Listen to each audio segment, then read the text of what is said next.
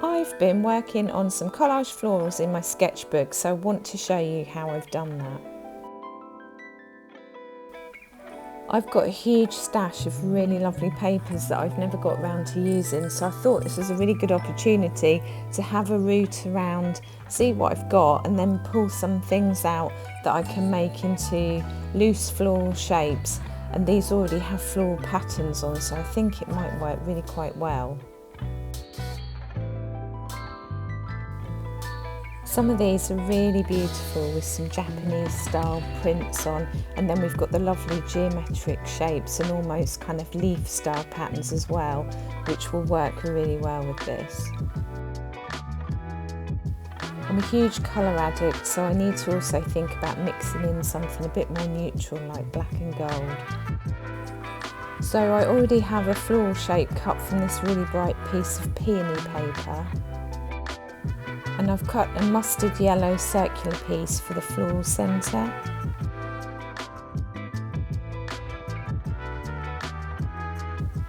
I'm trying to hang on to all my little tiny scraps to see if there's any way that I'm going to be able to use those in some future collage pieces. They might be a bit small, but these square bits are definitely going to be of use for me.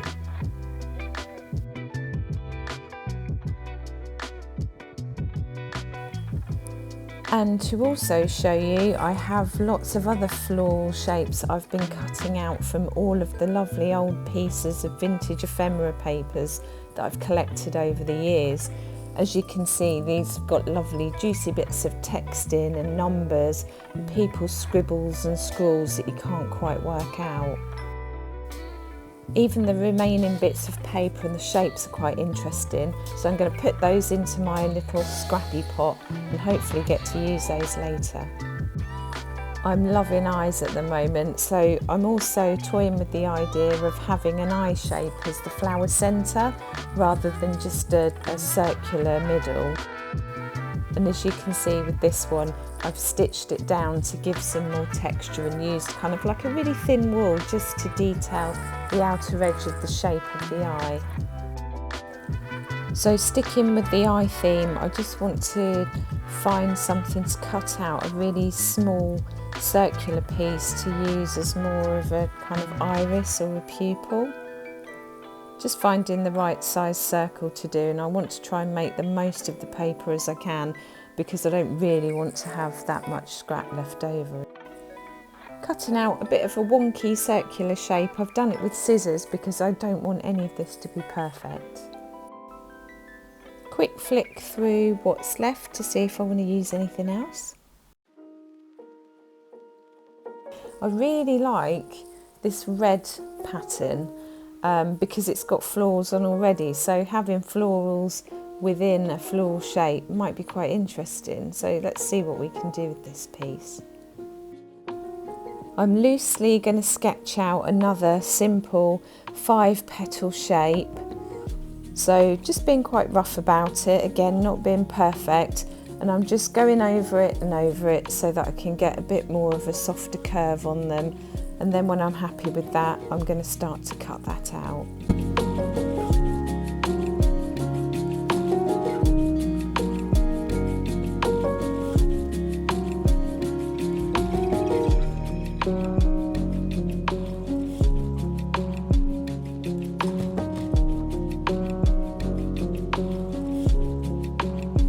So there we go, and I've accidentally got a lovely kind of peony flower right in the middle, which I really like.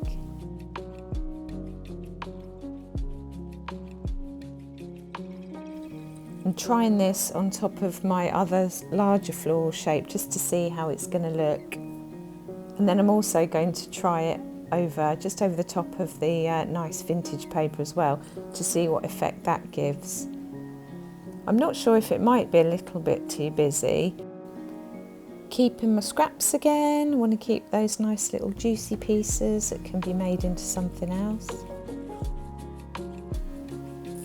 I've decided to change it up a bit because there is quite a lot of pattern going on and it might be a little bit too much.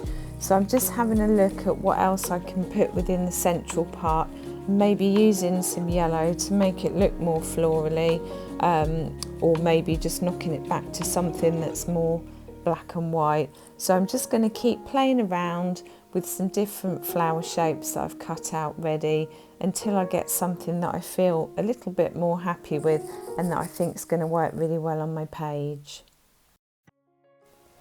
I've already made a background page just really loosely with a bit of blue paint, but then I've taken a graffiti shape which I'm toying with the idea of whether to kind of use it like a vase shape. I've not decided what way I'm going to have this page yet, whether it's going to be portrait or landscape, but it's just nice to play around with the placement of the flower to see where I'm going to go from here. As I'm a bit of a graffiti addict and I love looking at it, I've made my own little bank of graffiti style shapes that I keep in a sketchbook just for reference, and then when there's something that I want to incorporate into a piece, I can have a flick through and pull out a shape or something in there that's of interest that I can start to incorporate into my sketchbook. I've got floral shapes and words, things that don't quite make sense, but that's the fun of it because I just like it to be a gesture, and that's what I've actually used and more for this page that I'm currently doing. Then I came across some bubble paper that I made ages ago, and I actually think that this might be quite good to use for the middle of the flower because it's got really weird texture. So I'm just going to have a go at laying that out to see what it looks like and see what I think. And I think actually it works really well. So I'm just going to start gluing my layers together really loosely, and then I can start working into this. Just figuring out what way up I want things. And now I'm going to start the bit that I like, stitching into things. So I start by pre-piercing the holes where I want to sew. Because I'm doing it through paper, it can be quite tough. I need to think about the setup that I'm going to do to film these, because at the moment I'm using two hands for stitching, so it's a bit tricky to actually show you that process. And here are a few leaves that I've also done that I'm going to put around the flower when I incorporate it into the page. Here's where I think I want it to go, so I've just placed everything loosely on my page first before I commit. And I've worked into the leaves a bit more now, just to stitch some veins and make them look more leaf-like. Now to tack them down with a bit of embroidery thread so that they're flat on the page, and I can start to then look at working on the flower. I've gone round the outside of the petals and the centre of the flower with different colours of thin wool just to really make those edges quite bold, and then with the very outer petals I've decided to pull out a more bold colour, which I'm now just doing a running stitch to fix that onto the page and then whip stitching through it so we've got more of a solid line again. I continued with some of the smaller flowers and another large one around the page. Here's what I ended up with, and I really like it. I've tried to contrast the flowers so that they all look quite different to each other. I've got a lovely bold big blue and gold outer petals on this one with a really pretty floral smaller petaled centre, and then I've done the spiral in wool just to create a bit more depth and interest there. My little flower wanted it to be more eye-popping and have more of an eye theme to it and be more bold in the middle. So I've actually used for the central petals of that a piece of an old comic. Here we have it, my finished page. It has taken quite a while to do, but I've really enjoyed it. I really hope you've enjoyed this video.